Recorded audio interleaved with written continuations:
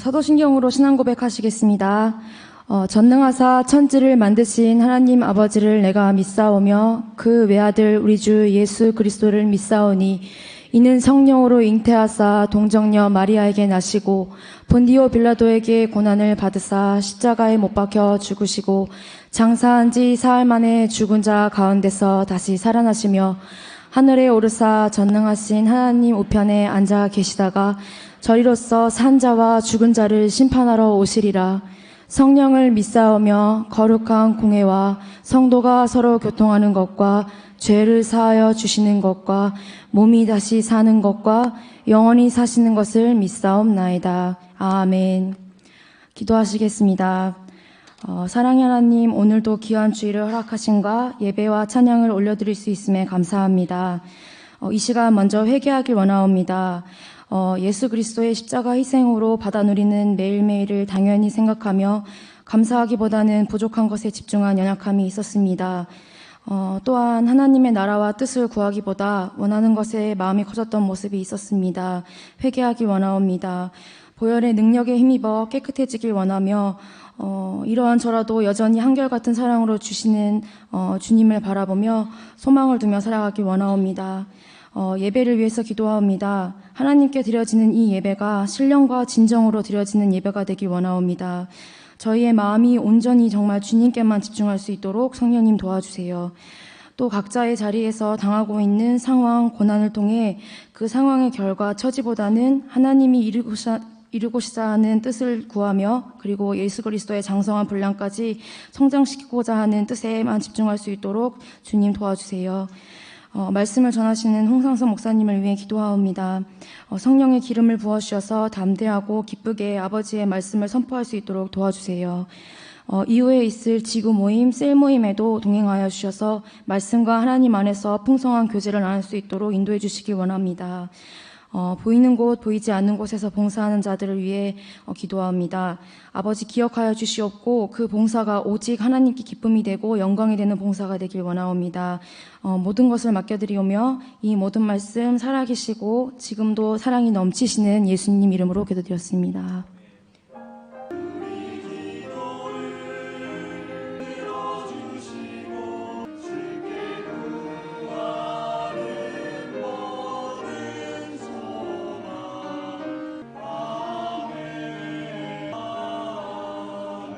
네, 오늘의 말씀입니다. 오늘의 말씀은 출애굽기 20장 12절에서 17절 말씀입니다. 오늘의 말씀은 출애굽기 20장 12절에서 17절 말씀입니다. 다 찾으신 줄 알고 봉독하겠습니다. 12절 내 부모를 공경하라. 그리하면 내 하나님 여호와가 내게 준 땅에서 내 생명이 길리라. 살인하지 말라. 간음하지 말라. 도둑질하지 말라. 내 이웃에 대하여 거짓 증거하지 말라. 내 이웃의 집을 탐내지 말라. 내 이웃의 아내나 그의 남종이나 그의 여종이나 그의 소나 그의 낙이나 물은 내 이웃의 소유를 탐내지 말라. 네, 귀한 할렐루야 성가대의 찬양이 있은 후 홍상선 목사님께서 구원으로 인도하시는 십계명이라는 말씀으로 말씀 전해주시겠습니다.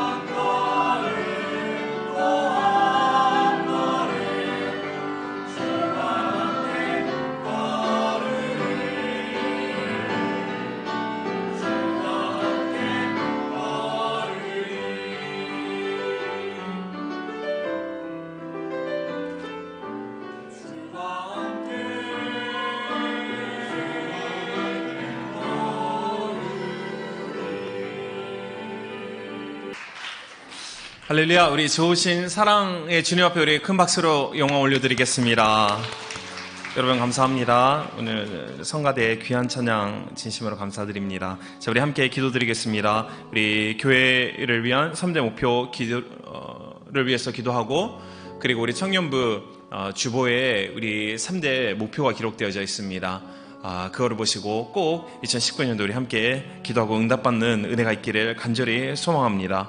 그리고 오늘 있을 우리 예배를 위해서 함께 기도하는 시간을 갖겠습니다. 하나님, 오늘 십계명에 대해서 또 한 가지 하나님의 말씀 함께 나눌 터인데, 성령 하나님 오늘 강하게 역사해 주셔서 이 선포되는 말씀이 오늘 꼭 우리에게 필요한 말씀, 그리고 말씀을 통하여서 우리의 신앙생활이 변화받을 수 있는 그런 귀한 은혜 가운데 거할 수 있도록 하나님 오늘 말씀을 통하여서 우리를 만나주시고 또한 우리의 모든 믿음을 경건하게 세워줄 수 있는 은혜 가운데 설 수 있도록 우리 기도드리겠습니다. 그리고 마지막 우리 오늘은 잠시 회개하는 시간을 좀 갖기를 원합니다. 일주일간 내가 지은 죄, 알고 지은 죄, 그리고 무의식 속에서 지은 여러 가지 죄가 있습니다. 하나님은 의이시기 때문에 이 시간에 우리가 하나님을 의지하고 주님 앞에 회개하면서 나가면 하나님은 우리의 모든 불의를 깨끗게 하실 것이라고 약속하여 주셨습니다. 주님과 우리가 만나기 위해서 우리가 회개의 기도 또한 오늘은 같이 우리 주님의 이름을 삼창하고 우리 기도드리기를 원합니다. 주여, 주여, 주여. 감사합니다. 하나님, 우리 교회에 주신 성령 충만한 은혜, 또한 말씀과 기도와 찬양으로 차고 넘치는 교회 되게 하심을 감사드립니다. 사랑을 실천할 수 있는 교회가 되게 하시고, 또 하나님 무엇보다도 가족 구원, 그리고 가정 예배를 드릴 수 있는 저희 모든 교회 모든 성님 될 수 있도록 하나님 역사해 주옵소서. 그리고 교회에 주님 부흥을 더해 주시고 그 외에도 10개 지성전 지교회가 세워지는 하나님 귀한 역사가 일어날 수 있도록 주님 도와주옵소서. 하나님 오늘 예배를 위해서 기도합니다. 그 외에도 우리 청년부에 주신 3대의 목표를 위해서 주님 기도합니다. 늘 우리가 하나님의 말씀으로 증인이 되어서 전도하고 부흥될 수 있는 그런 청년부가 될 수 있도록 하나님 은혜를 더하여 주옵소서. 그리고 정말 말씀을 통해서 우리가 말씀을 알고 하나님 베레아의 성도들과 같이 정말 신사적인 믿음, 그리고 하나님께 영광 올려드릴 수 있는 그런 믿음의 소유자가 될 수 있도록 말씀으로 양육할 수 있는 저희 모두가 되게 하시고, 또 우리가 함께 나누는 그 말씀의 은혜를 통해서 말씀에 순종할 수 있는 주님께 더욱더 다가갈 수 있는 저희 모두가 될 수 있도록 주님 붙들어 주옵소서. 하나님 오늘 예배를 통해서 주님을 만나게 하시고 우리의 왕 되신 주님, 우리를 다스려 주시는 주님, 우리의 구원자 되신 주님, 그리고 늘 우리와 함께 하시는 그 사랑의 주님의 이름을 높여 찬양 드릴 수 있는 그 주님을 만날 수 있는 예배가 될 수 있도록 하나님 오늘 예배를 주장하여 주시고 하나님 우리를 만나 주시고 말씀을 통하여서 주님 역사하여 주옵소서. 우리의 모든 나약함이 떠나가고 불신앙이 떠나갈 수 있는 귀한 은혜의 시간 될 수 있도록 주님 붙들어 주옵소서. 그래 하나님 이 시간에 예수님의 흘리신 십자가의 보혈 의지하고 하나님 우리의 모든 죄를 회개합니다. 그렇습니다. 주님, 우리가 육체를 갖고 있음을 통하여서 내 마음은 원치 않되 이 육체를 통하여서 짓고 온 여러 가지 죄가 있습니다. 이 시간에 주님 앞에 예수님을 의지하여서 우리가 모든 죄를 자백합니다. 주는 미쁘시고 의로우사 너희가 모든 죄를 자백하면은 그는 우리를 깨끗게 하시고요 깨끗게 하실 것이요 너희의 불의 모든 것을 용서하실 것이라 하나님의 약속을 믿습니다. 주님 우리를 깨끗게 거룩하게 하여 주옵소서. 주님께 모든 것을 감사드렸고 사랑하는 예수님의 이름으로 기도드립니다. 우리 함께 찬양합니다. 아멘. 예수 우리 왕이요, 예수 우리 왕이요, 이곳에 오소서. 보좌로 주여 임하사 찬양을 받아 주소서. 주님을 찬양하오니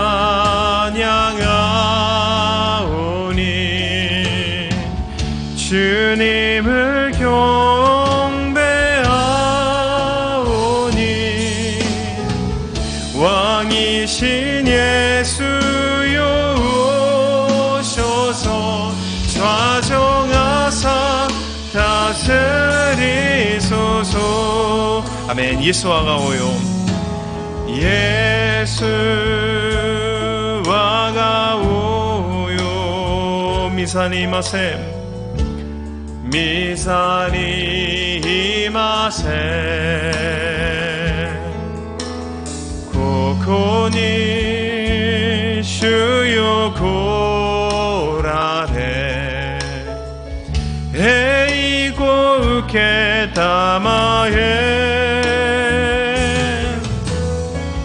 예수 오타타에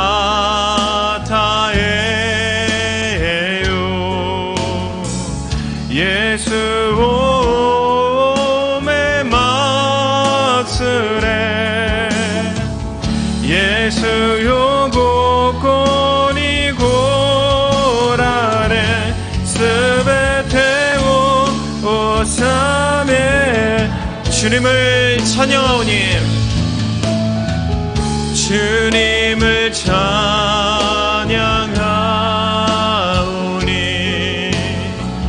주님을 경배하오니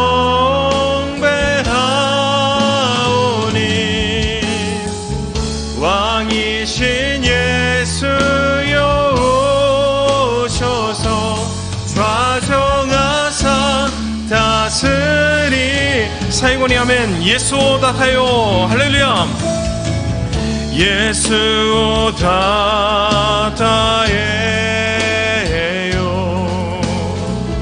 예수 오메 마츠레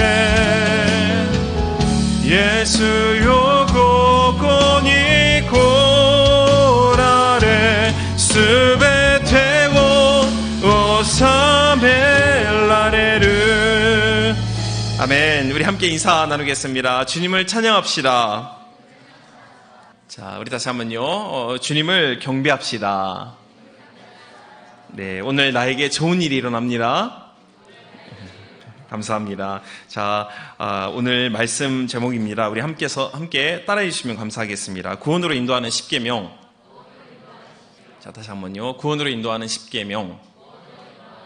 자, 제가 오늘 좀 처음에 여러분께 양해 말씀을 드릴 필요가 있을 것 같습니다. 제가 오늘로 이제 내 이웃을 위한 6계명을 제가 이제 말씀을 정리를 하는데, 근데 분량이 너무 많아져가지고 좀 한 주일에 말씀드리기가 좀 어려울 것 같아서 6계명 중에 오늘은 그 중에 3계명까지만 우리가 함께 나누고, 그리고 다음 주 나머지 3계명을 우리가 함께 나눌 수 있으면 좋지 않을까 그렇게 생각을 합니다.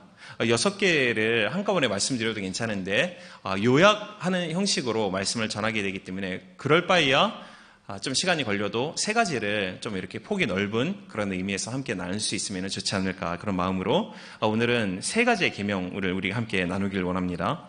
자, 저번 주 제가 말씀드린 10계명에는 크게 2가지의 구조로 나누어진다라고 제가 말씀드렸습니다. 첫 번째에서부터 4번째까지의 계명은 우리가 주님을 위해서 지켜야 할 계명이라고 말씀드렸죠.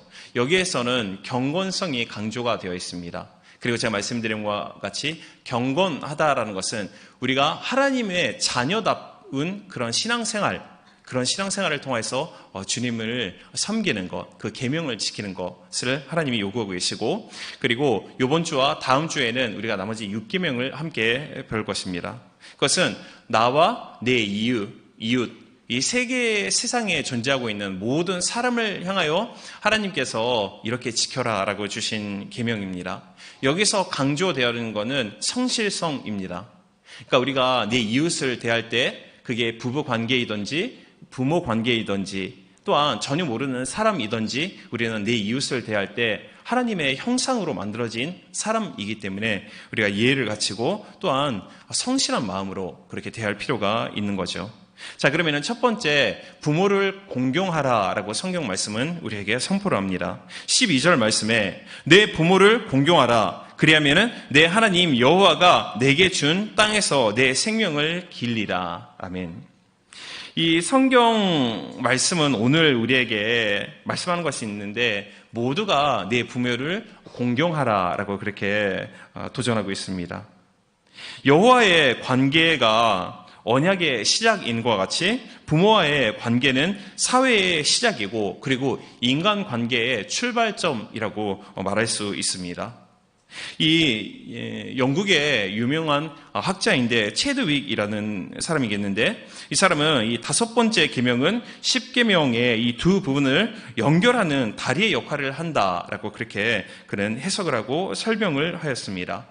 즉 하나님과의 관계 그리고 내 이웃과의 관계에 있어서 중간에 연결시키는 계명이 부모를 공경하는 것이다. 그러니까 그런 의미에서 봤을 때 우리가 우리 부모님을 공경한다라는 것은 참으로 중요한 의미를 지니고 있다라고 우리가 그렇게 예측을 할 수 있는 거죠. 우리들이 부모를 공경해야 하는 이유는 부모가 자녀들에게 있어서 하나님과 같은 역할을 하기 때문입니다. 그리고 부모가 자녀들에게 있어서 하나님과 같은 존재가 될 때도 있기 때문입니다. 참 이렇게 말씀을 드리면은 어릴 때부터 좋은 가정 환경에서 자라온 자들은 이 말씀이 좀 이렇게 알기 쉽게 다가올 것이지만 그러지 않은 분들은 좀 이 말에 대해서 거부감을 느낄 수가 있습니다. 근데 실제로 하나님이 가정을 그런 구조로 만들어 놓으셨습니다. 부모님을 통해서 하나님이 어떤 분이신가를 알 수 있게 그렇게 만들어 주신 것이죠. 이 자녀들은 아직 하나님에 대한 기본적인 개념조차 파악할 수 없는 어린 시절에는 부모님들이 보여주는 자녀를 교육하는, 또한 자녀를 사랑하는 이런 부자간의 관계를 통해서 하나님에 관하여서 아주 중요한 사실들을 배우게 되는 것이죠. 간단하게 말씀드리자면은 이 자녀를 양육하고 있는 부모의 보호, 그리고 부모의 인도하심과 또한 부모가 우리를 사랑하는 이러한 체험을 통해서 하나님이 나에게 어떠한 존재인가라는 것을 막연하게 개념적으로 우리가 배우는 겁니다. 그러니까 부모님이 우리를 어떻게 대해주는가, 그 모습을 통해서 우리가 하나님이 어떤 분이신가라는 것을 점점 알게 되는 거죠. 그리고 우리가 20살이 되고 성인이 되어서 내 혼자서 생계를 유지할 수 있는 그런 부모의 양육에서 벗어났을 때는, 그때는 하나님의 말씀 그리고 성령님의 특별한 계시함을 통해서 하늘에 계신 하나님, 우리와 함께 하시는 주님이 어떤 분인가를 구체적으로 알 수 있게 되는 것입니다. 이 자녀는 성장하는 동안 전적으로 부모의 은혜를 입으면서 성장을 하게 됩니다. 그 결과 어린 아이들은 부모에 대해서 마음을 열게 되죠. 그리고 또한 깊은 애정을 자기 아버님 또한 어머님을 향해서 품게 됩니다. 자녀가 자기 부모를 향해서 품는 이 특별한 애정 그리고 특별한 태도이라는 것은 내 이웃에 있는 타인과는 전혀 차원이 다른 것입니다. 여러분, 하나님께서 우리를 대하여 주실 때 하나님은 눈에 보이진 않지만 모든 우주 만물 그리고 우리 가족과 내 이웃에 있는 모든 사람들을 통해서 하나님이 우리를 이렇게 사랑하고 계신 것입니다. 마치 부모가 우리를 사랑한 것 같이 그것으로는 비교할 수 없을 만큼 하나님은 우리를 지극히 사랑하고 계신 주님이십니다. 그러니까 온전한 가정, 그리고 안정적인 가정, 그리고 부모의 사랑을 통해서 어린 자녀들이 하나님이 나를 어떻게 사랑하고 계신가라는 것을 어느 정도 우리가 배울 수 있는 것입니다. 이 자연스럽고 아름다운 관계에 의해서 부모를 공경하는 자녀들은 자연스럽게 부모가 공경하는 하나님의 이름을 같이 이렇게 공경하게 됩니다. 그러니까 가정에서 아버님과 어머님이 하나님께 잘 예배드리는 모습을 드리면은 이 자녀와 그리고 부모와의 특별한 이 관계를 통해서 자녀들이 똑같이 그런 모습으로 변화를 받는 것이죠. 그래서 내 부모님이 공경하는 하나님을 나 또한 똑같이 공경을 하게 되는 것입니다. 즉 부모하고의 특별한 관계로 하나님의 사랑을 체험하고 또한 하나님을 어떻게 섬기는지 부모의 모습을 통해서 배워나가는 것입니다. 이 12절 말씀에 공경하다라는 말이 쓰여져 있는데 이게 히브리어 원어로 보면 세 가지 의미를 지니고 있습니다. 한 가지는 이 중히 여기다, 상당히 소중하게 부모를 여기다라는 뜻이 있고, 그리고 또 하나는 높은 위치에 두다라는 뜻이 있습니다. 그리고 높이 평가를 하다라는 세 가지의 의미가 이 한 단어로 번역이 되어 있는 공경하다라는 뜻에 담겨 있는 것이죠. 한편 자녀가 성장하여 이제 부모의 통제를 벗어나서 생활할 때에도 여전히 부모를 공경하는 것, 그것이 하나님이 우리를 향한 원하고 계신 하나님의 뜻입니다. 그러니까 우리가 성장하여서 내 혼자서 생활할 수 있는 그런 장성한 시절 때에도 하나님께서는 우리의 연로하신 부모님을 공경하기를 원하는 거죠. 여러분, 우리가 아직 미성년자일 때 부모를 어떻게 공경할까요? 그것은 복종입니다. 그러니까 부모가 인도하는 대로 그 명령을 따라 지키는 것이 부모를 공경하는 것이죠. 하지만 우리가 장성하였을 때 이 부모를 향한 공경이라는 것은 새로운 형태로 변화를 받습니다. 그것은 예를 들면은 이제 장성하였을 때는 예의 바른 태도를 부모님 앞에 갖는 것, 그리고 친절한 행동, 그리고 부모님께 만년의 즐거움을 누릴 수 있도록, 부모님이 그런 즐거움을 누릴 수 있도록 필요한 것을 채워드리는 것, 이런 것이 우리가 크게 성장하고 경제력을 갖고 있을 때 부모를 공경하는 것이고, 하나님께서는 이러한 모습을 통해서 공경하기를 원하는 것입니다. 우리 교회에 속하고 있는 한 자매님이 현재 하와이에 가 있습니다. 한 달간 갈 예정으로 있는데 지금 인터넷을 통해서 아마도 예배를 같이 드리고 있을 겁니다. 근데 왜 하와이에 한 달간 갑니까? 라고 질문을 했더니 자기 부모님이 간절한 꿈이 있는데 그게 일평생 딱 한 번 하와이에 가서 한 달간 영어를 공부하면서 거기서 시간을 보내는 거다. 그게 부모의 소원이라고 하더라고요. 그래서 내가 이때에 지금 시간이 이때밖에 없으니까 그 소원을 이루어주고 싶다. 그러니까 필요한 모든 것을 다 준비하고 지금 그 하와이에 가 있는데, 여러분 이러한 모습은 정말 우리가 본받아야 할 모습이고, 그리고 성경적인 부모를 향한 공경이라고 말을 할 수가 있습니다.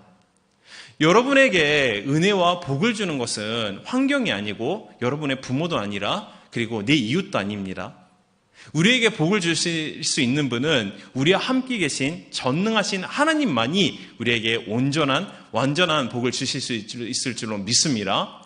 그러면 이러한 하나님의 말씀을 지키는 자에게 하나님이 귀한 은혜와 복을 반드시 주실 것을 믿습니다. 자, 그렇다면 오늘 12절 말씀에 주님은 저와 여러분에게 부모를 공경하라 라고 말씀하시고, 너희가 이 공경하였을 때 주시는 약속이 하나 있는데 복이죠. 그것이 장수입니다. 길이 사는 것이죠. 이 대체 부모를 공경하는 가운데 결국은 우리들의 수명이 연장시키는데 도움이 되는 좋은 습관과 또한 올바른 성품을 우리가 익히게 됩니다. 그러니까 부모를 공경하는 이런 생활을 통해서 우리 가운데 이 올바른 습관과 또한 성품을 지니게 되는 것이죠. 예를 들자면은 우리가 부모님을 잘 공경하면은 그런 분위기 가운데서 형성되는 자연스러운 성품이 있습니다. 그것은 우리가 성격이 온유해지고, 그리고 섬김의 은사도 주어지고, 그리고 부모를 섬기면 하나님께서 마음에 기쁨을 주십니다. 그리고 가정이 화평하고 평화가 이루어집니다. 이러한 평화, 기쁨, 온유, 이러한 것은 당연히 우리의 수명을 연장시키는 요소가 되는 것은 여러분 당연합니다. 반면 부모에게조차 복종하지 않는 분위기에서 형성된 성품은 어떠한 성품일까요? 일단은 분노, 그리고 불순종, 그 외에도 흥분, 미움, 다툼, 이러한 것은 여러분 우리의 생명에, 수명에 치명적인 타격을 줍니다. 그러니까 우리가 부모를 공경할 수 없으면은 자연스럽게 우리의 수명이 짧아질 수밖에 없는 것이죠. 하나님께서는 우리에게 장수하기를 원하십니다. 근데 중요한 것은 우리가 오래오래 사는 것이 중요한 것이 아니라 어떻게 오래 사는 것이 더 중요하다고 저는 믿습니다. 즉 물질도 없고, 그리고 삶도 너무나도 힘들고, 그리고 몸도 아프고, 그런 환경 가운데서 오래 산다는 것은 어떤 의미에서는 그거는 저주와 같습니다. 하지만 그것이 아니라 똑같이 장수한다 할지라도 정말 하나님의 내 영혼이 잘 되고 범사가 잘 되고 강건한 은혜 가운데서 장수하여야지 그것이 의미가 있고, 그런 장수 가운데 하나님께서는 그리스도의 증인으로서 많은 사람들에게 하나님의 영광을 전파하기를 주님께서 원하고 계십니다. 그런 의미에서 사랑하는 여러분 모두 이런 장수의 은혜를 누릴 수 있는 여러분 모두가 되길 주님의 이름으로 축원드리겠습니다. 늘 부모를 여러분 인식하기를 바랍니다. 참 부모 공경하는 것이 쉽지가 않죠. 저도 최근에 이제 40살이 돼가지고 조금 철이 들어가지고 작년 정도서부터 이제 부모님을 좀 공경하도록 그렇게 노력을 많이 하고 있는데, 부모는 상당히 우리에게 가까운 특별한 존재입니다.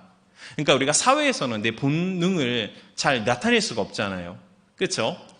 잘 화내도 내 이웃에게는 잘 화 안 내는 척, 온유한 척, 온유하게 보이는 그런 일을 하지만 집에 가면은 우리 아버님 또한 특히 어머님은 이렇게 자비로운 그런 사랑으로 우리를 대해주기 때문에 막 화를 내고 가볍게 여기고 막 다룰 때가 되게 많을 것입니다. 여러분 중에서도 그렇게 부모를 좀 이렇게 막 대하는 그런 경향이 있었을지는 모르지만 오늘 하나님의 말씀과 같이 부모를 늘 인식하기를 바랍니다. 그리고 부모를 늘 생각하길 바라고 그 부모를 존중하고 그리고 사랑으로서 부모를 잘 공경하고 섬길 수 있는 은혜가 우리 모두에게 있기를 주님의 이름으로 축원드리겠습니다. 자, 두 번째입니다. 자, 주님께서는 살인하지 말라라고 십계명에서 우리에게 그렇게 말씀하셨죠. 13절에 살인하지 말라. 어떠한 명분에서든 인간의 생명을 취하는 것은 하나님의 자리를 대신하는 상당히 교만한 짓입니다. 요한복음 10장 10절 말씀에 도둑이 오는 것은 도둑질하고 죽이고 멸망시키는 것뿐이요 내가 온 것은 양으로 생명을 얻게 하고 더 풍성히 얻게 하려는 것이라. 아멘. 그러니까 우리에게 다가오는 두 종류의 주인이 있는데 이 사단은 우리에게 다가오는 유일한 목적이 우리 마음 가운데 있는 믿음과 소망과 사랑 모든 것을 도둑질하고 죽이고 멸망시키라는 목적만을 가지고 우리에게 다가오고 있습니다. 하지만 우리 주님께서는 생명을 주시는 주님께서는 우리에게 양으로 즉 예수 그리스도를 통해서 생명을 주되 더 풍성히 주기 위해서 주님께서 우리에게 다가오는 것이죠. 이 말씀과 같이 하나님의 자리를 대신하는 행동에게는 인간의 생명을 지키고자 하는 섬세한 노력이 필요합니다.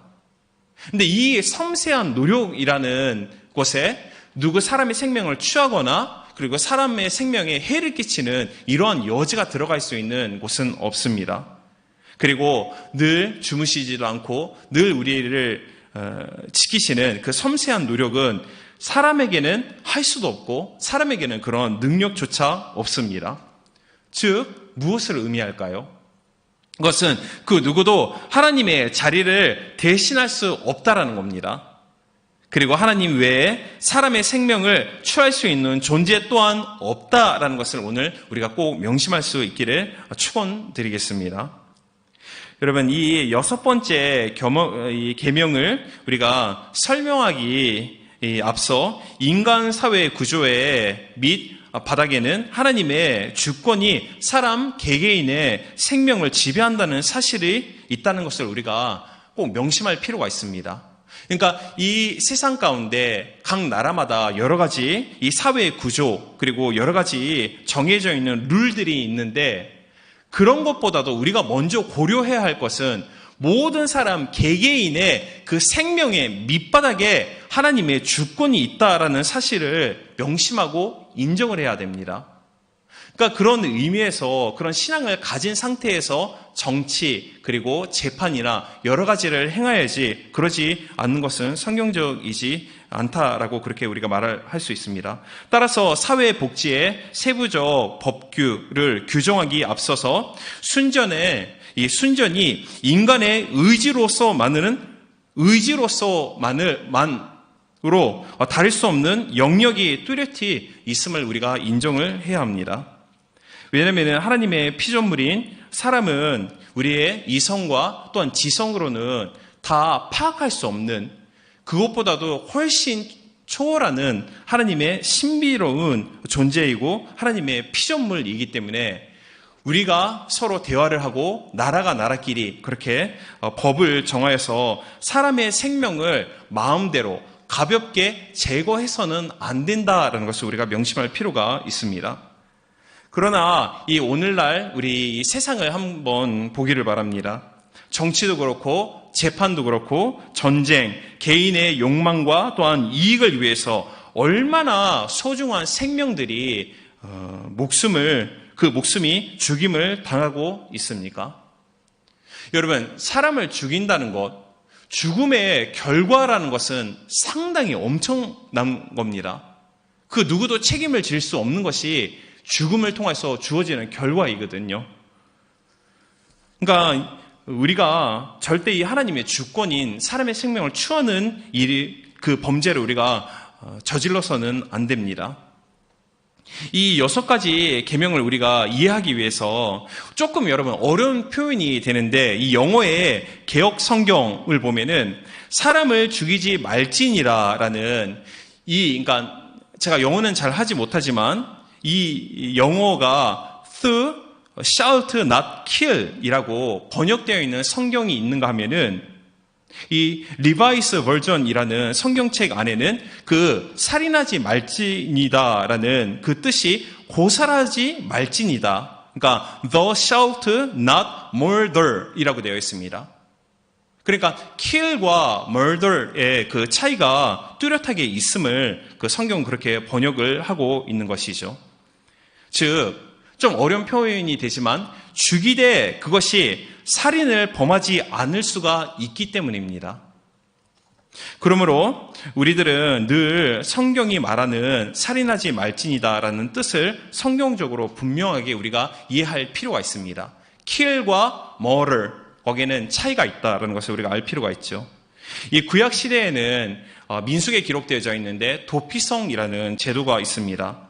사람을 죽인 자가 거기에 들어가면은 피해 보복자로서부터 보호를 받을 수 있는 장소가 이 도피성입니다. 이게 구체적으로 민수기 35장에 다루어지고 있는 내용인데, 예를 들어서 고의적으로 사람을 살인하는 것이 아니라 실수로 우리가 사람을 살인할 때가 있지 않습니까? 예를 들어서 어떤 게 있을까요? 우리가 계단을 걷고 있을 때, 아니면은 좀 상상하기도 싫지만 전철을 탈 때 내가 의도치 않는 실수를 통해서 부닥쳐가지고 혹시 그 사람이 계단에 굴러서 죽었을 때, 그리고 성경에서 말하고 있는 고의치 않는 살인이라는 것은 도끼질을 하고 있을 때 그 칼날이 날아가서 내 동료의 머리를 치고 사람이 죽었을 때, 그런 사람들은 가족과 친척을 통하여서 사람을 죽였을 때는 똑같이 한 명을 죽여도 된다라는 구약의 율법이 있는데, 내가 고의적으로 살인하지 않은, 그게 킬링입니다. 살인. 근데 한국어와 일본어는 똑같이 살인이라고 되어 있습니다만, 영어에서는 킬링, 머더이라고 차이가 되어 있는데, 그러니까 그런 사람들은 이 도피성에 들어가서 죽음을 면할 수 있는 그런 은혜를 입을 수 있게 되었습니다. 물론 어떠한 살인이다 할지라도 그것은 사람을 죽이는 것은 틀림없습니다. 하지만 사람을 죽이는 것이 반드시 다 살인이 아니다라는 것을 우리가 알 필요가 있죠. 이 위에서 언급한 민수기 9절에는 뜻하지 않게, 그리고 그릇이라는 표현이 기록되어져 있습니다. 즉 실수로 우연히 동료 인간의 생명을 없앤 사람은 그 도피성에 피할 수 있고, 그 도피성에서 하나님의 은혜를 통하여서 보호를 받을 수가 있다. 그러나 그 행위가 고의적이라는 것이면은 도피성에 들어가도 보호를 받을 수가 없습니다. 여러분, 사람을 죽이는 것은 무의식 속에서 우연히 사람의 생명을 빼앗는 것이지만, 이 고살, moral이라는 것은 순전히 책임이 있는 인간의 의지를 통해서 사람의 생명을 고의적으로 빼앗는 것이 이 성경이 오늘 12절에서 말하고 있는 살인하지 말라, 그러니까 고의적인 의지로 살해하지 말라, 고살하지 말라라고 그렇게 기록이 되어져 있는 것입니다. 그럼 우리가 인생, 저를 포함해서 우리가 아직 젊지 않습니까? 근데 인생에는 어떤 일이 일어날지는 모릅니다. 근데 혹시 우리가 실수를 통해서 제가 말씀드린 이런 두 종류의 그런 것을 경험했다 할지라도 성경이 말하고 있는 것, 혹시 내가 의도치 않고 실수를 통해서 타인의 생명에 피해를 주었을 때는 그거는 성경이 말하는 살인하지 말라, 거기에 해당되는 죄는 해당되지는 않습니다. 자, 이런 의미에서 제가 신학교를 다니고 있을 때 이 그리스도 윤리학이라는 과목이 있습니다. 근데 그 과목, 그러니까 그리스도인으로서 사회에서 어떤 윤리와 가치관을 가지고 살아야 할까라는 그런 수업이었는데, 교수님이 다음과 같은 질문을 하였습니다. 우리 사진 좀 볼 수 있을까요? 이게 디트리히 본 헤퍼라는 이 독일의 목사이고 그리고 신학자입니다. 잠시 그 사진 그대로 놔둬주세요. 이 사람은 1930년대 독일에서 히틀러의 포악에 저항하여서 최후에는 히틀러의 암살을 계획하는 그룹의 일원이 된 인물입니다. 네, 사진 감사합니다. 이 히틀러는 우리가 잘 알다시피 역사상 보기에 상당히 드문 독재자였습니다. 1933년 1월 30일에 히틀러가 정권을 손에 쥐고 그때서부터 자신에게 비판적인 입장의 모든 사람을 다 탄압하였습니다. 그리고 정신병자 그리고 장애자에게는 아예 그들은 살 가치가 없다라는 이유로 모두를 다 학살하였습니다. 그리고 우리가 잘 알다시피 아우슈비츠 수용소 그 안에 많은 사람들을 가두어두고 그 중에 90%가 유대인이라고 되어 있는데 그 중에 600만 명의 유대인을 대학살한 인물이죠. 누구든지 눈앞에 이러한 사태가 진행되고 있을 때 자신이라면은 이러한 악을 어떻게 막을 수 있을까라고 그렇게 생각할 것입니다. 이런 상황 가운데 히틀러와 똑같은 동족입니다. 독일의 이제 목사인데 그런 환경 가운데 이 본 해퍼는 이 거대한 악을 어떻게 하면은 그만두게 할 수 있을까? 자신은 이런 환경 가운데서 어떻게 무엇을 할 수 있을까라는 고민과 질문을 갖게 됩니다. 물론 그는 목사 또한 신학자였기 때문에 이 오늘의 계명인 살인하지 말지니다라는 하나님의 말씀을 통해서 상당히 어려운 그런 결정이었기도 하죠. 그러나 사태는 상당히 긴급하였습니다. 히틀러를 그대로 방치하면은 매일과 같이 하루에 수십만 명의 유대인의 생명들이 학살되는 그런 진행이 매일과 같이 진행되고 있었습니다. 히틀러는 학살을 그만두게 하기 위해서 이 본 해퍼와 동료 사이에는 구데타를 일으켜서 그를 제압하자라는 그런 안도 제시되었지만 심중한 검토의 결과 역시 암살하는 것이 가장 좋은 방법이다라고 이 목사님과 이 목사님이 속한 소그룹이 그렇게 결정을 내린 겁니다. 그래서 히틀러를 암살하려고 그렇게 한 것이죠. 하지만 이 본 해퍼와 그 동료들은 그 히틀러 암살 계획이 도중에 발각이 나게 되고 그리고 결국에는 그 소그룹 그리고 이 목사님은 처형을 당하게 됩니다. 혹시 여러분이 이런 상황 가운데 처하고 있으려면은 많은 사람들의 그리고 수십만 명의 생명을 지키기 위해서 한 생명을 빼앗는다라는 이 본 해퍼에 나는 결국 그러므로 하나님을 믿는 자이지만 그를 암살한다라는 결단을 내린 거에 대해서 여러분의 기독교적인 윤리로서는 이걸 어떻게 판단합니까? 그가 암살하는 계획에 참여한 것, 이것은 성경적일까요? 아니면 비성경적일까요? 이러한 여러 가지 도전과 신앙적인 그리스도인으로서의 삶의 어려운 결단들이 상당히 많이 있습니다. 그러나 오늘 제가 자주 말씀드린 것 같이 성경 말씀에서는 킬링이 아니라 murder를 하지 말라, 즉 살인, 고의적인 인간의 의지를 통해서 사람의 생명을 빼앗지 말라라고 그렇게 우리에게 계명을 주고 있습니다. 그러니까 답은 나옵니다. 저 개인적인 답으로서는 어떤 이유가 있다 할지라도 내 개인적인 결단을 통해서 사람의 생명을 빼앗아서는 안 된다라는 그런 결단이 성경적으로 나올 수 있는 거죠. 결국에는 이 목사님과 이 소그룹은 이 암살 계획이 발각나서 다 처형을 당했고 그리고 그 후에 1944년 제가 기억하는 건 3월 달에 결국은 독일이 패전을 하게 됩니다. 그리고 이 히틀러와 그 부인인 에바는 같이 자기 방 안에서 약을 먹고 자살을 하게 되는 거죠. 자기가 심은 거에 대해서 하나님이 걷게 하신 것. 그러니까 사람의 손으로 죽은 것이 아니라 그 배후에는 하나님의 역사심이 있었다라고 우리는 그렇게 볼 수가 있습니다. 예수님께서도 자신을 학대하고 또한 죽이고자 나에게 다가온 예수님께 다가온 바리새인 그리고 사두개인 그 외에도 동족인 유대인들을 예수님께서 어떻게 그들에게 대하셨습니까? 그들을 처벌하거나 또한 그들과 대응하면서 싸운 것이 아니라 내 자신을 지키기 위해서 타인의 생명을 빼앗은 것이 아닙니다. 예수님께서는 그들의 모든 고난을 당하시고 또한 죽음을 겪음으로써 예수님이 거두신 것은 승리입니다. 왜 예수님이 이렇게 하셨을까? 그것은 하나님께서 만드신 천하보다 귀한 생명을 소중히 여길 수 있는 그런 모습을 예수님이 자기 자신의 죽음을 통해서 우리에게 가르쳐 주신 것입니다.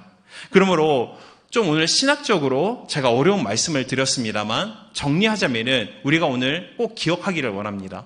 살인하지 말지니다. 이 계명에 있어서는 여러분 생명이라는 것은 하나님의 것입니다.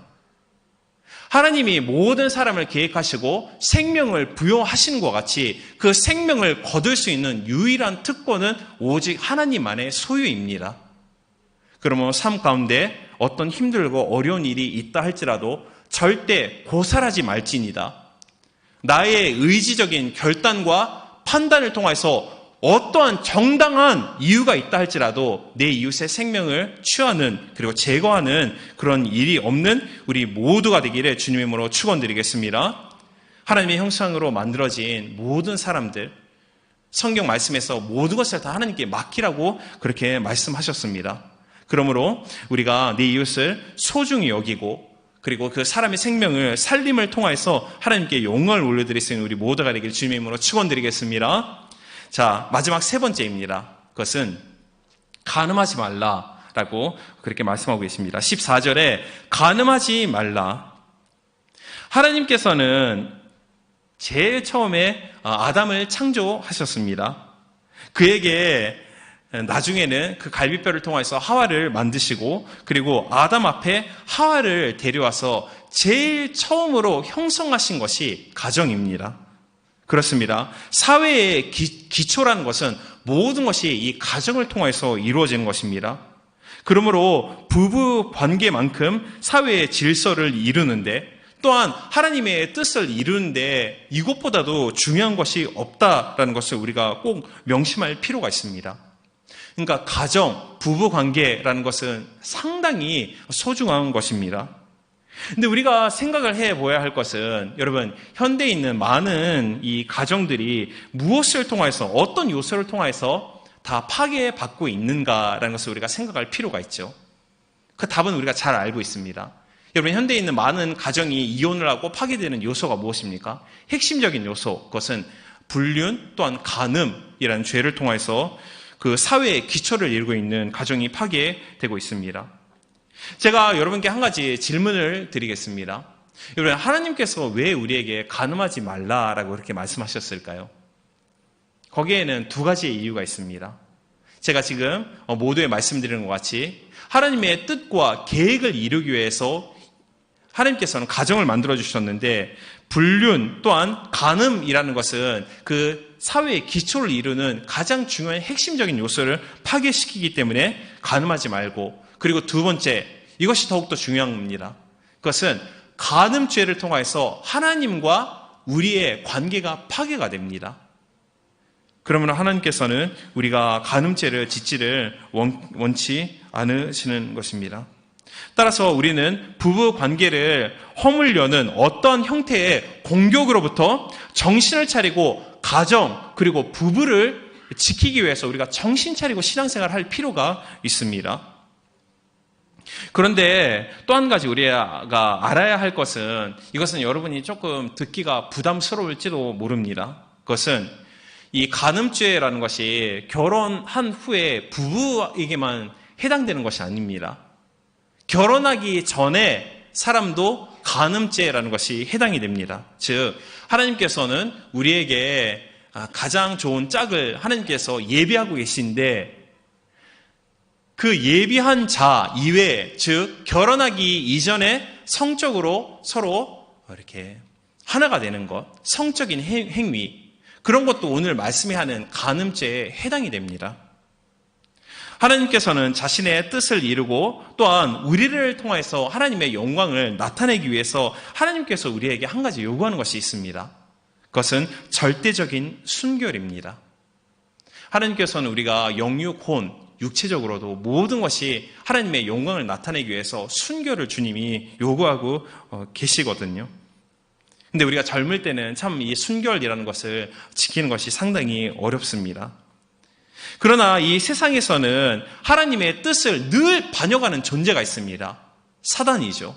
사단의 모략을 통해서 결혼 전후에 절대적인 순결을 지키지 못하도록 또한 가볍게 여기는 그런 풍습을 상당히 사단이 많이 만들어 놨습니다. 예를 들면은 현대의 소설을 읽어보면은 그 소설 내용에 이 신성한 결혼 관계를 상당히 유감스러운 것으로 다루고 있습니다. 유감스럽다라는 것이 일본어로 잔넨. 그러니까 부부 생활하는 것이 마치 너무 유감스럽게 너무 이렇게 저주를 받은 것과 같이 그렇게 여기는 그런 소설들이 상당히 많습니다. 그리고 남녀 간의 간음 그리고 불륜이라는 것을 마치 현대에 있는 아름다운 것 같이 포장을 시켜서 그렇게 그런 내용의 소설이 많이 쓰여져 있죠. 이러한 소설, 잡지, 만화, 그리고 TV, 영화, 그리고 인터넷 등을 통해서 우리가 많은 영향을 받아서 현재 얼마나 많은 가정들 그리고 결혼하기 전에 사람들이 이 성적인 간음에 대해서 가볍게 여기는지 그리고 이 간음을 통해서 얼마나 많은 부부들이 가정이 파괴되고 있는지 이 심각성을 하나님을 믿는 백성인 우리는 인식할 필요가 있습니다. 그래서 제가 이렇게 검색을 해봤습니다. 여러분, 이 세계의 이혼율 랭킹이라는 것을 제가 검색을 해봤거든요.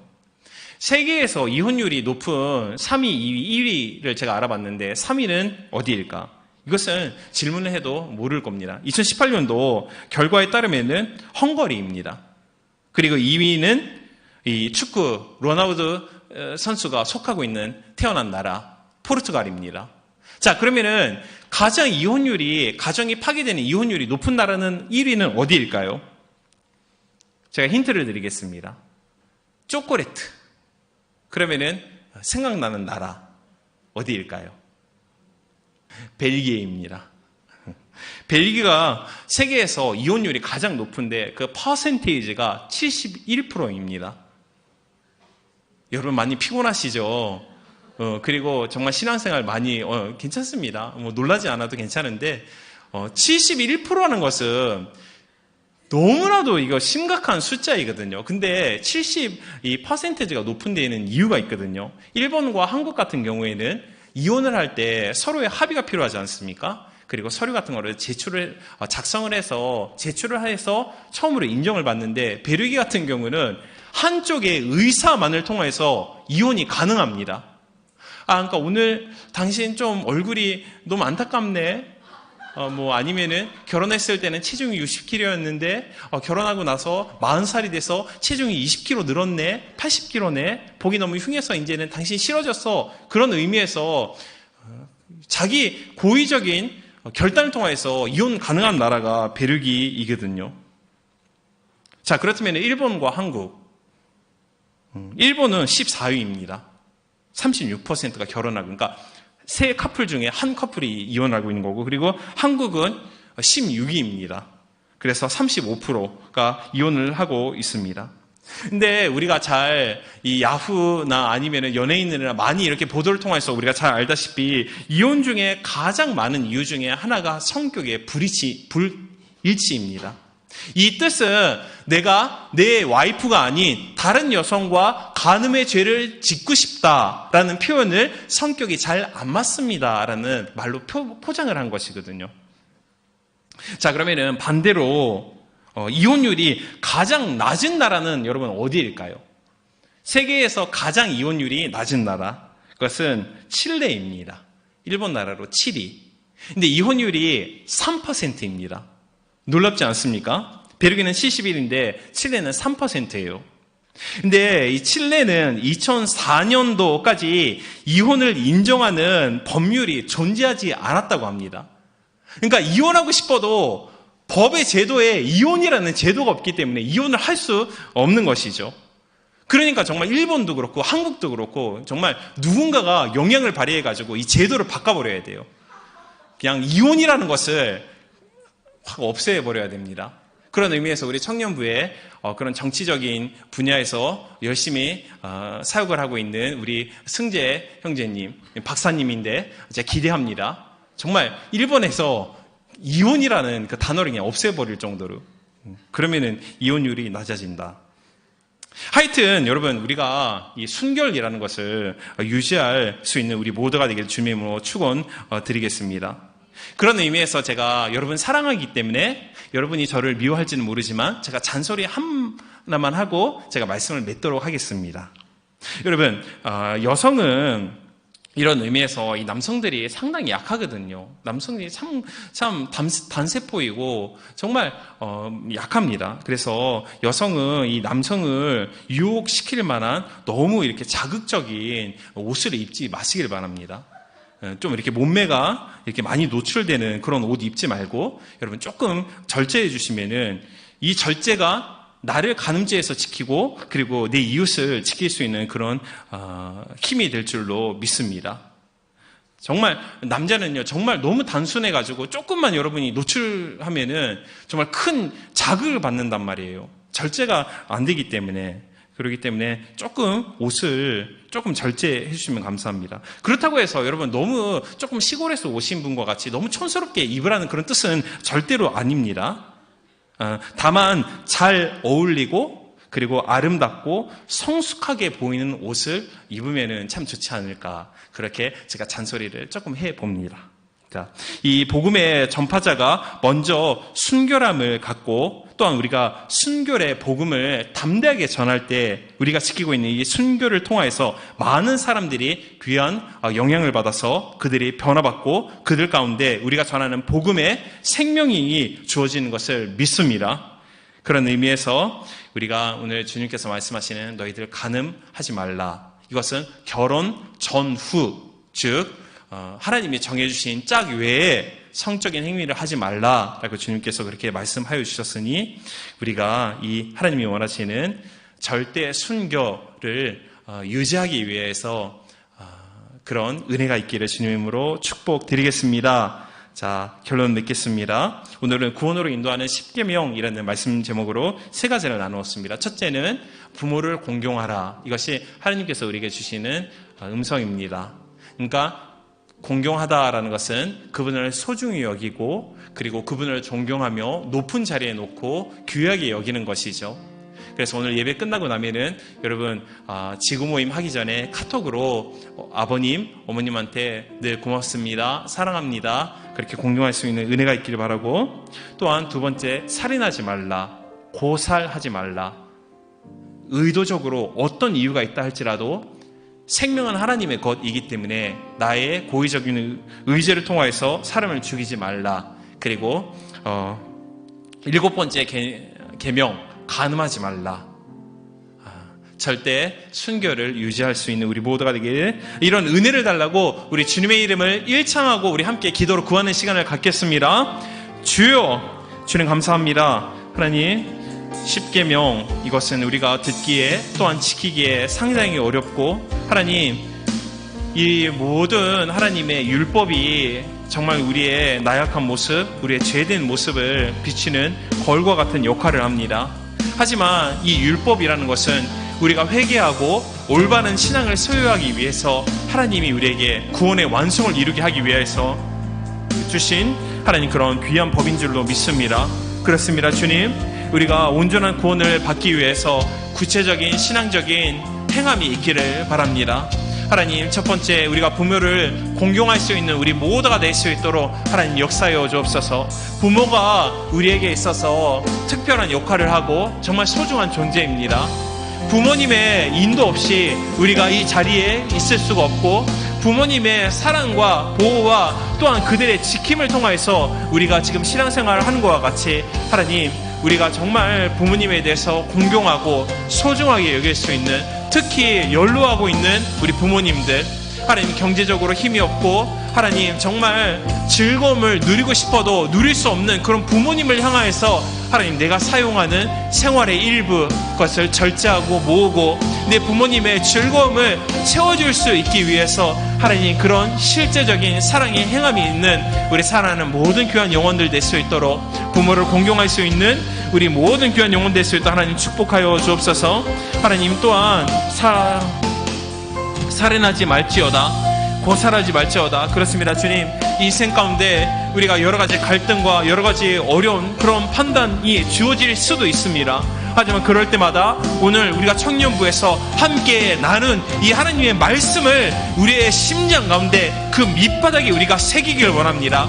하나님, 어떠한 이유, 어떠한 일이 있다 할지라도 내 이웃의 생명을 나의 의지와 나의 결단을 통해서 취하는 일이 없도록 하나님 우리를 지켜주옵소서. 하나님, 우리가 어떤 일이 있어도 살인하지 말고, 또한 예수님께서는 신약에 있어서 네 마음 가운데 미움을 또한 분노를 품고 있느냐? 그것이 벌써 살인죄라고 예수님께서 말씀하신 것 같이 하나님, 이 시간에 예수님의 십자가의 보혈을 통해서 내 마음속에 품고 있는 하나님 모든 살인적인 요소를 다 제거할 수 있는 은혜 가운데 거할 수 있도록 하나님 은혜를 내려주옵소서. 하나님, 성령이 우리 가운데 임할 때 하나님 우리 마음에 있는 용서하지 못하는 그 모든 분노와 모든 미움이 온전하게 깨끗함을 받을 수 있을 줄로 믿습니다. 주님, 역사해 주시고 내 이웃을 내 몸과 같이 사랑할 수 있는, 즉 하나님 내 마음으로 내 이웃을 살인하지 말고, 또한 어떨 때는 우리의 입술, 우리의 말을 통해서 하나님 말도 사람을 살인할 수 있는 말의 폭력입니다. 하나님, 우리의 입술을 통해서 사람의 심령을 상하게 하는, 사람의 심령을 살인하게 하는 그런 범죄를 짓지 않는 우리 모두가 될 수 있도록 하나님, 우리가 이 모든 계명을 지킬 수 있는 자가 될 수 있도록 주님 역사하여 주옵소서. 그리고 마지막 우리가 함께 나눈 것과 같이 간음하지 말지어다. 그렇습니다. 주님, 이 모든 사회의 기초를 이루고 있는 가장 밑바닥에 있는 것이 가정입니다. 하나님께서는 아담을 창조하시고 이 세상에 있는 질서 가운데 제일 먼저 창조하신 것이 사회의 가정입니다. 가정을 파괴하는 여러 가지 하나님 간음이라는 죄가 있습니다. 하나님, 우리가 육체를 갖고 있고 여러 가지 많은 자극을 받고 영향을 받아서 우리가 실수를 하고 이런 죄를 지금까지 저질러 왔고, 또한 하나님 그런 부족한 모습이 있지만, 하지만 이 시간에 하나님 주님 앞에 간음의 현장에서 붙잡혀서 하나님 주님 앞에 끌려온 그 여인을 향해서 예수님이 어떤 은혜를 베풀어 주셨는가, 하나님 그 예수님의 사랑을 우리가 상기하기를 바랍니다.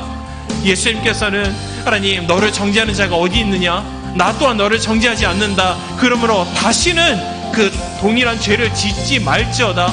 그렇습니다. 주님, 우리를 늘 용서하여 주시고 하나님 우리를 깨끗게 하시고 예수님의 십자가의 보혈로 우리에게 새로운 출발을 할 수 있도록 늘 우리에게 기회를 주시는 좋으신 주님, 하나님의 긍휼과 자비와 하나님의 사랑을 의지해서 하나님 우리가 지은 모든 간음의 죄를 이 시간 주님 앞에 회개하기를 원합니다.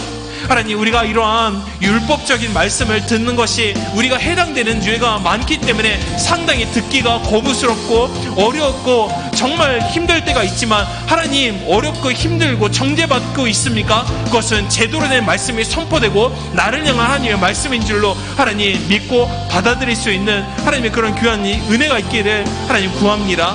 이 시간 우리가 회개함을 통해서 새로움을 받아서, 그런즉 누구든지 그리스도 안에 있으면은 새로운 피조물이라. 보라, 이전 것은 지나갔으니 모든 것이 새롭게 되었도다. 그렇습니다. 예수님의 십자가의 보혈을 의지합니다. 우리를 새롭게 하시는 하나님의 은혜를 구합니다. 우리를 새롭게 하여 주셔서 감사합니다. 아멘. 우리 찬양합니다.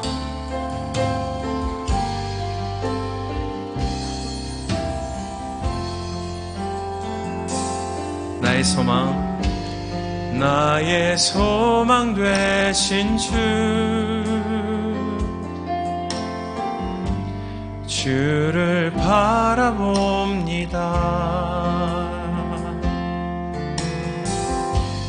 다시 오실 나의 왕 예수. 그렇습니다. 주를 기다립니다. 우리 다시 한번 우리의 소망 되신, 나의 소망 되신 주를 바라봅니다.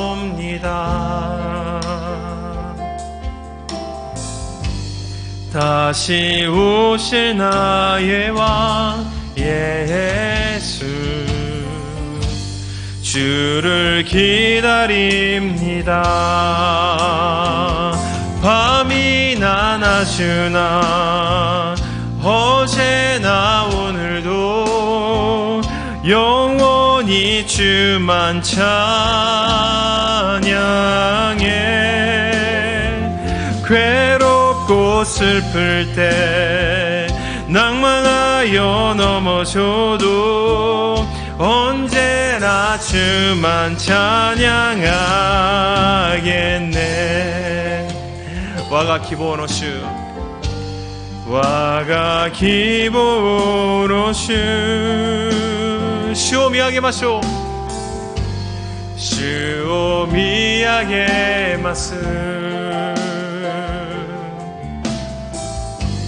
마타 그루와가오 예수 시오 모이치로 시오미야게 산비시마쇼 스바라시 시오와가 노 와가 기본오슈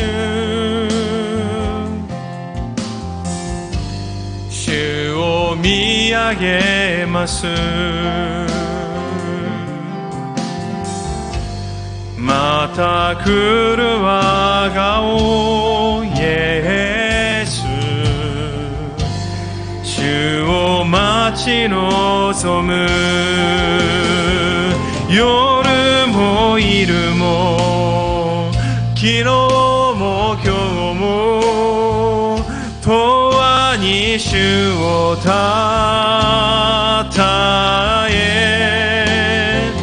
스라이 도키모 다오레르도 소키 소데 이스모 이츠모 슈오메으 다으 요르모 이르모 요르모 이르모 기노모 교모 도아니 슈오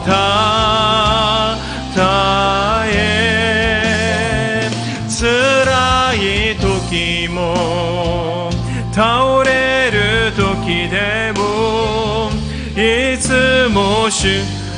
우리 마지막으로 다시 한번 아멘. 밤이나 낮이나 밤이나 낮이나 그렇습니다. 어제나 오늘도 영원히 주만 찬양해.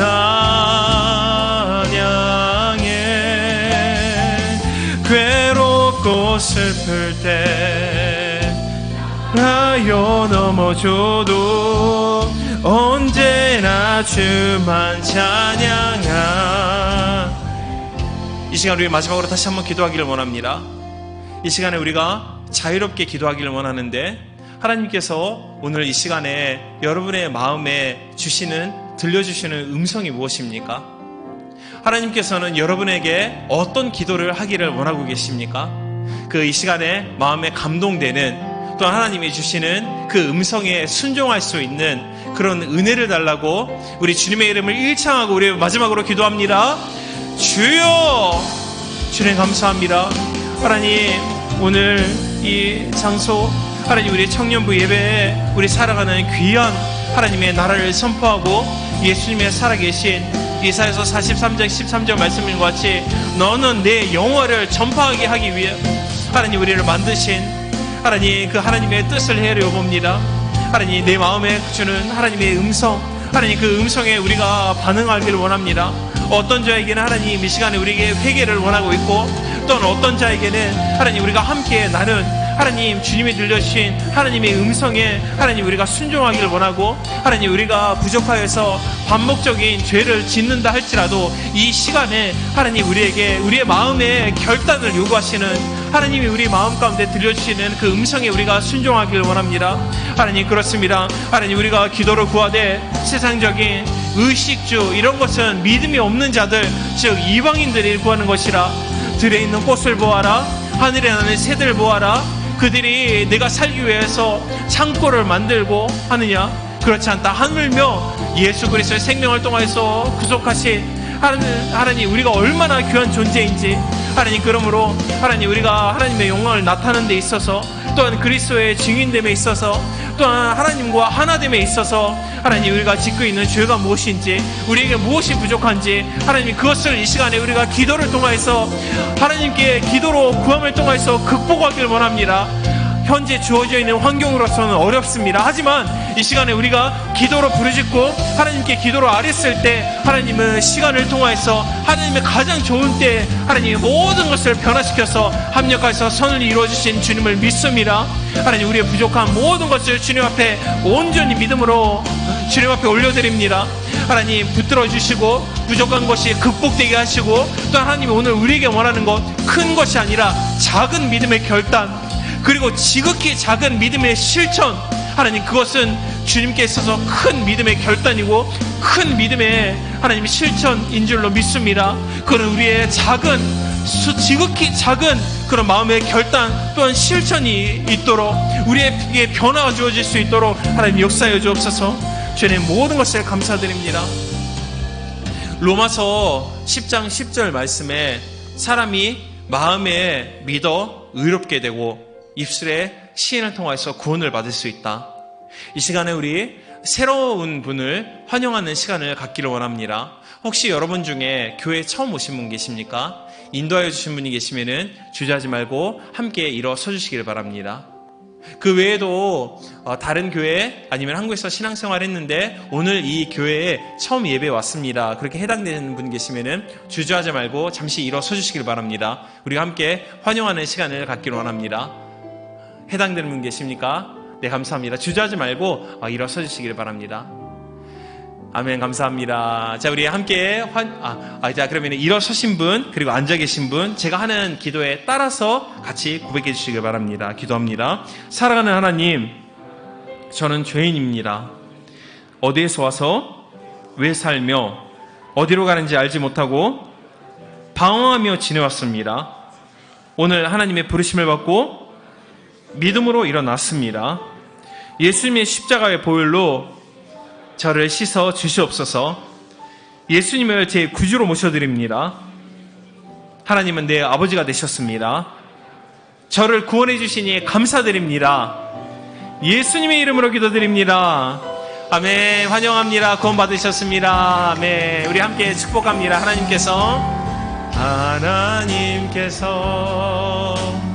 당신을 통해, 환영합니다, 메마른 땅에 생물 나게 하시. 가난한 영혼, 난 영혼, 목마른 영혼, 그렇습니다. 당신을 통해 그 사랑 알기 원하네. 환영합니다. 축복합니다. 구원 받으셨습니다. 자, 앉아주시길 바랍니다. 자, 여러분, 아픈 곳 위에 손을 올려주시길 바랍니다. 그리고 사랑하는 가족과 친구 가운데, 나의 소중한 사람 가운데 질병으로 고통받고 있는 자가 있으면 여러분 믿음으로 대신하여서 그곳 위에 손을 올려주시길 바랍니다. 꿈과 소망이 있으신 분, 간절한 목표와 꿈이 있으신 분, 가슴에 손을 올려주시고, 그리고 마음에 문제와 또한 대인관계, 신앙적인, 물질적인 문제, 그 외에도 마음의 절망, 낙심, 그런 신앙적인 고민이 있으신 분, 오늘 하나님이 모든 것을 해결하여 주십니다. 믿음을 통해서 가슴에 손을 올려주십시오. 기도드립니다. 주님, 감사합니다. 예수님이 2000년 전에 채찍 맞음을 통해서 우리의 모든 현재의 질병 고쳐주셨음을 믿고 감사합니다. 나사렛 예수님으로 명하노니 사랑하는 모든 형제 자매, 사랑하는 모든 귀한 성도님 가운데 있는 질병아, 주 예수 그리스도의 이름으로 명하노니 떠나갈지어다. 모든 종류의 질병이 떠나갈지어다. 사랑하는 가족과 사랑하는 소중한 사람, 또한 형제 자매 가운데 있는 질병, 모든 것을 주 예수 그리스도의 이름으로 명하노니 질병아 떠나갈지어다. 암도 떠나갈지어다. 모든 불치병이 이 시간에 주 예수 이름으로 명하노니 떠나갈지어다. 하나님, 네 자신, 사랑하는 가족, 모든 질병이 고침받음을 합력하여서 선으로 이루어지는 하나님의 기적을 믿습니다. 또 하나님, 마음의 꿈과 소망이 있습니다. 주 예수의 이름으로 명하노니 모든 꿈과 계획과 비전이 주 예수 안에서 이루어질지어다. 합력하여서 선으로 이루어짐을 통해서 그 모든 계획과 비전이 이루어질지어다. 그리고 마지막으로 우리 마음 가운데 낙심되고 내 자신을 정죄하고 또한 억압을 받고 고통스러운 그런 형제 자매가 있습니까? 그 외에도 여러 가지 신앙적인 문제를 통해서 고민 중에 있는 형제 자매, 모든 것이 이 시간에 주 예수 이름으로 명하노니 그 모든 문제가 해결받을지어다. 모든 우울한 것이 떠나갈지어다. 마음에 있는 좌절과 또한 낙심과 슬픔, 모든 마음의 상처가 이 시간에 주 예수 이름으로 명하노니 떠나갈지어다. 주님 하늘의 문을 열어주시고 이 시간에 우리의 마음 가운데 주님의 소망과 또한 기쁨과 믿음과 하나님의 사랑으로 가득 채워주심을 감사합니다. 주님의 이름을 높여 찬양드립니다. 하나님 우리를 통해서 영광 받아 주옵소서. 모든 것을 사랑하는 우리 구주 예수님의 이름으로 기도드립니다. 아멘. 자, 우리 감사함을 통해서 주님 앞에 예물을 올려드리겠습니다. 기도드리겠습니다. 사랑의 하나님, 오늘도 주님의 은혜 가운데 이렇게 모여 함께 예배드리게 하신 감사합니다. 오늘의 말씀처럼 우리가 십계명 하나님의 말씀을 지켜나가며 하나님의 기쁨이 되는 한 사람 한 사람 되게 하여 주세요.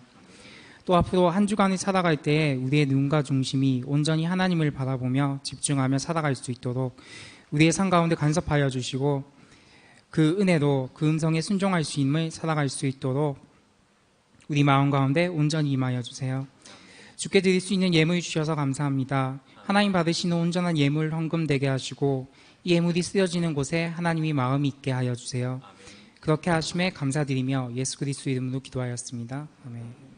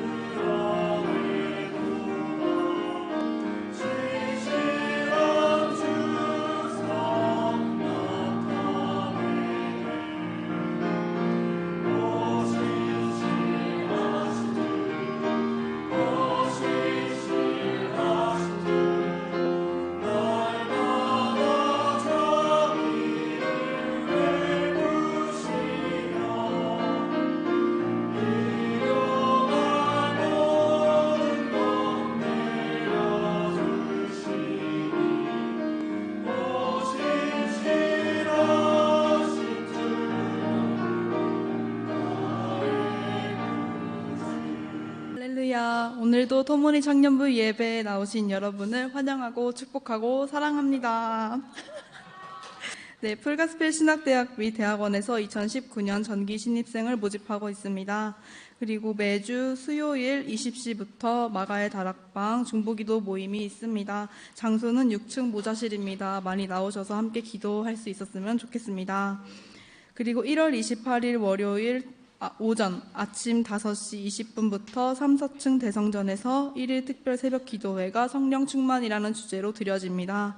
모든 청년들 아침에 깨어서 나와서 함께 기도할 수 있었으면 좋겠습니다. 2월 3일 주일 한국 구정 설을 맞아서 토모니 윷놀이 대회가 있습니다. 지구 모임 대체로 이루어집니다. 지구별로 이렇게 믹스해서 할 거니까 여러분 꼭 나오셔서 함께 즐기시고 그리고 맛있는 음식과 상품도 준비되어 있으니까 많은 참가 부탁드립니다. 그리고 요즘 독감 인플루엔자가 유행하고 있는데요. 청년부 여러분들 꼭 건강하시기를 감사합니다.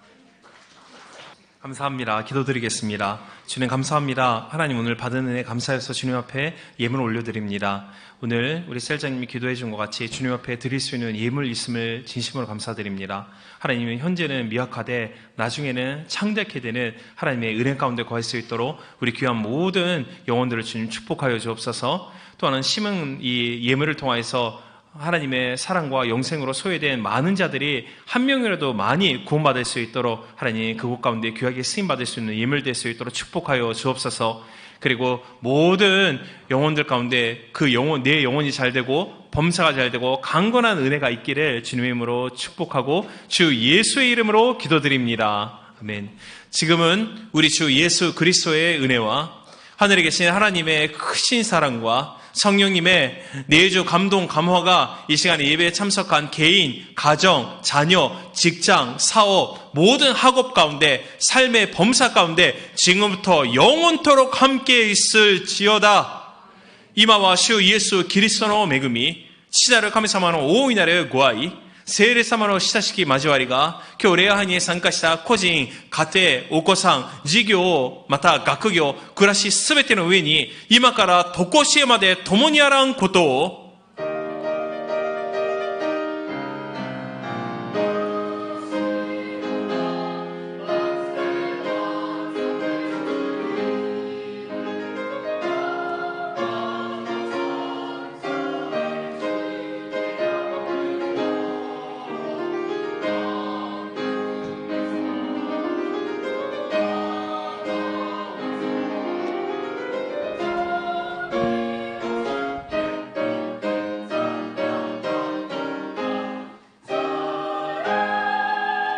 할렐루야. 이 모든 영광을 주님께 올려드립니다. 이번 한 주간도 주님 안에서 승리하시는 토모니 한 분 한 분 되시기를 주님의 이름으로 축복드립니다.